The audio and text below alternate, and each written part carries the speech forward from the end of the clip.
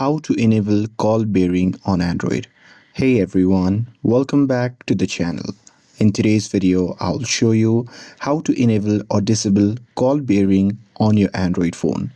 So now without further ado, let's get started. So here, first thing first, open the phone app on your phone. And now here, once you're inside the app, just tap on the gear icon shown in the top right corner of the screen. And now here, once you are inside the call settings section, what you can do is you can simply scroll down and tap on advanced settings. And now here under advanced settings, if you scroll down there, you'll see the option labeled as call bearing. So simply tap on it. And now here inside the call bearing, here you can control which calls are allowed or blocked on your devices. So from here you will see different options like all outgoing calls, international outgoing calls except to home PLMN, all incoming calls and etc.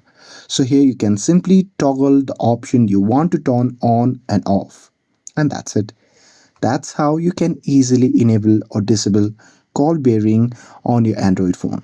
With this, if you found this video helpful, then don't forget to like, share, and subscribe to get updated for more videos. Thanks for watching, and I'll see you in the next video.